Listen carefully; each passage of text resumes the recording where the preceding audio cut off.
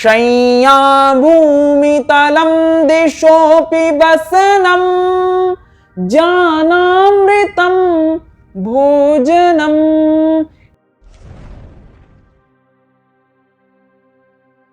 भवतां भवतीनां च हार्दं स्वागतमस्ति अस्माकं यूट्यूब कुटुंबे योगी भव।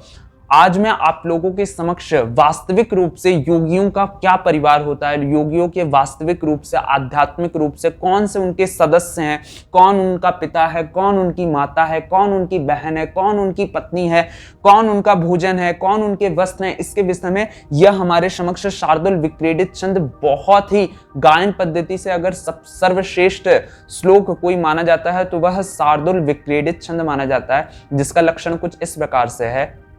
जिस किसी ने भी छंद का थोड़ा बहुत भी जैसे नॉलेज होगा उसे पता है या माता राजभान सलगा ऐसे बताया जाता है, तो उसके लक्षण के विषय में बताया गया है।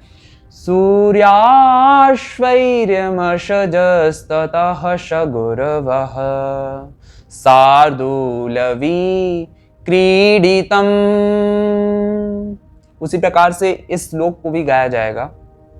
तो चलिए सीधे हम चलते हैं श्लोक के उच्चारण पर। आप लोग ध्यान से सुनिएगा क्योंकि एक एक शब्दों के उच्चारण पे हम बहुत विशेष ध्यान देते हैं।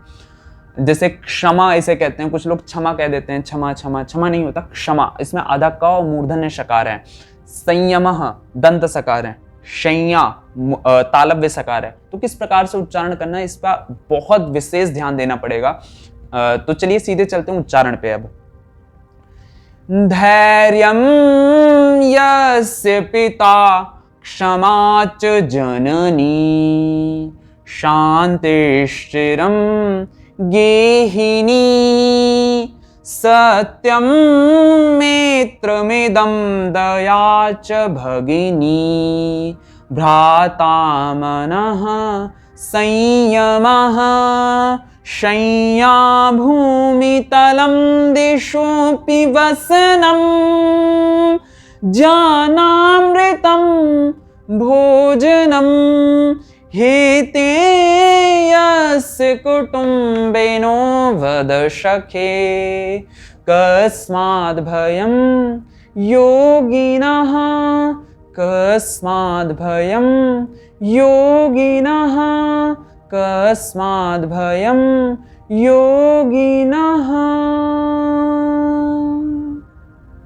तो ये था गायन पद्धति के माध्यम से शार्दुल विक्रीडित छंद में धैर्यं यस्य पिता क्षमा च जननी के श्लोक को हम किस प्रकार से गा सकते हैं। अब हम आते हैं इसके अर्थ पर। धैर्यं यस्य पिता क्षमा च जननी, धैर्य जिसका पिता, यस्य जिसका, धैर्य प्रथमा का एक वचन है, यस्य षष्ठी विभक्ति एक वचन है, तो अब यस्य का ग्रहण सब में होगा। ठीक है, धैर्य जिसका पिता क्षमा च जननी, क्षमा यश च जननी और क्षमा जिसकी माता। ठीक, शांतिश्चिरम गेहिनी, शांति रूपी, चिरम कहते हैं लंबे समय तक साथ देने वाली, शांति जिसकी पत्नी। ठीक, और महिलाएं लोग इसमें पुरुष को समझ सकती हैं कि शांति रूपी लंबे समय तक साथ देने वाला पति, जिसका पति। ठीक, धैर्य जिसका पिता, क्षमा जिसकी माता, शांति रूपी लंबे समय तक साथ देने वाली पति या पत्नी जिसकी, जिसका पति या पत्नी जो भी हम समझना चाहें। वैसे विशेष रूप से इसमें पत्नी के ही विषय में कहा गया है पर विकल्प से दोनों हो जाते हैं।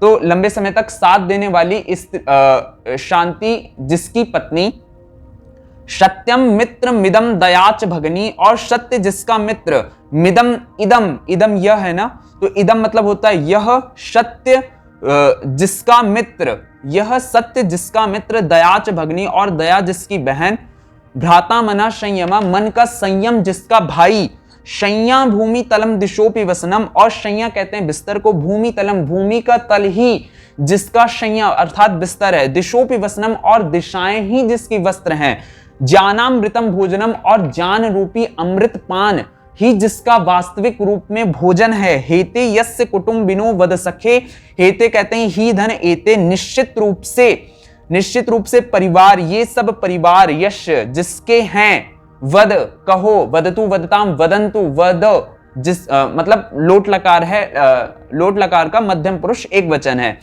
वद सखे, हे सखे, हेते निश्चित रूप से यह परिवार जिसके हैं, जिसका है, कस्मात् भयम योगिना, उन योगियों को किसका भय, अर्थात किसी का नहीं।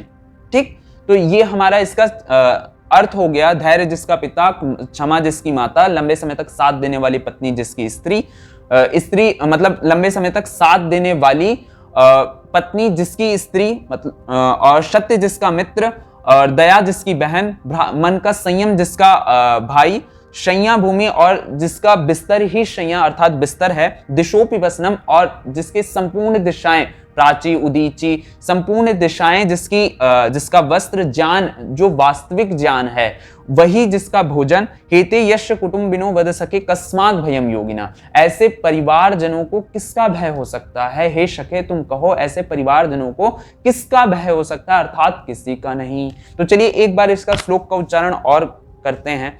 आप बताइएगा कि मैंने जो पिछला वाला श्लोक गाया था वह ज्यादा सुंदर गाया था या फिर यह वाला जो श्लोक है वह आपको ज्यादा अच्छा लगा। तो चलिए हम दूसरे बार शार्दुल विक्रीडित छंद के उच्चारण पे आते हैं। धैर्यं यश पिता क्षमा च जननी, शान्तिश्चिरं गेहिनी, सत्यं मित्रमिदं दया च भगिनी, भ्राता मनः संयमः, शय्या भूमितलं दिशोऽपि वसनं, ज्ञानामृतं भोजनं, हेते यस्य कुटुम्बिनो वद सखे कस्माद् भयं योगिनः, कस्माद् भयं योगिनः, कस्माद् भयं योगिनः। तो आप लोगों से निवेदन यही है कि इस श्लोक को अवश्य याद करिए और गायन पद्धति के माध्यम से, शार्दुल विक्रीडित छंद बहुत अच्छा छंद है, उसे गायन पद्धति के माध्यम से अगर आप गाएंगे तो बहुत अच्छा लगेगा। जैसे यह मुझे श्लोक बहुत अच्छा लगता है, जब भी मैं गाता हूँ मुझे एक आत्मसंतुष्टि मिलती है और मैं सीधे परमात्मा से कनेक्ट हो जाता हूँ, सीधे परमात्मा से जुड़ जाता हूँ। तो आप लोगों से निवेदन है आप इस श्लोक को याद करिए, उसके अर्थ को समझिए और उसका एप्लीकेशन जरूर करिए। यन मनसा ध्यायते तद वाचा वदति, यद वाचा वदति तत् कर्मणा करोति, यत् कर्मणा करोति तद भी संपद्यते। मनुष्य जैसा सोचता है वैसा बोलता है, जैसा बोलता है वैसा करता है, जैसा करता है वैसे ही कर्म को प्राप्त हो जाता है। तो निश्चित रूप से हमें उत्तम से उत्तम चिंतन करना चाहिए, मनन करना चाहिए, ध्यान करना चाहिए, निधिध्यासन करना चाहिए, उत्तम से उत्तम हमें बोलने का प्रयत्न करना चाहिए। और जैसे कहा जाता है, किसी कवि ने बहुत ही अच्छा सुंदर कहा गया लिखा है, काणे को काणा कहो काणा जाए रूट, धीरे धीरे पूछ लो कैसे गई फूट, सत्यम ब्रूयात प्रियम ब्रूयात ना ब्रूयात सत्यम अप्रियम, सत्य बोलना चाहिए, प्रिय बोलना चाहिए, ऐसा सत्य नहीं बोलना चाहिए जो अप्रिय हो। तो इसीलिए हमें इस श्लोक को याद करना है, अर्थ को समझना है और उससे अपने जीवन में धारण करना है, एप्लीकेशन करना है। तो चलिए यहीं पे हम अपनी वीडियो को समाप्त करते हैं। आशा और विश्वास है कि आपको यह हमारी वीडियो बहुत अच्छी लगी होगी।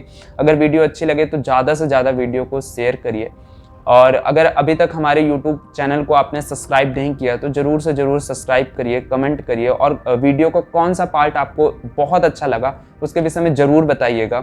और जो भी आप राय सलाह जो भी आप देना चाहते हैं, जो भी आपके मन में विचार हैं कि मैं इससे संबंधित भी वीडियो बनाया करूं, तो आप ज़रूर से ज़रूर मुझे कमेंट बॉक्स के माध्यम से या फिर मुझे पर्सनली मैसेज मेरे इंस्टा ID के माध्यम से दे सकते हैं। तो मैं उस चीज़ पर ज़रूर सोचूंगा और उसे अगर संभव रहेगा तो 100% उस पर बनाने का प्रयत्न करूंगा। तो चलिए यहीं पे हम अपनी वीडियो को समाप्त करते हैं।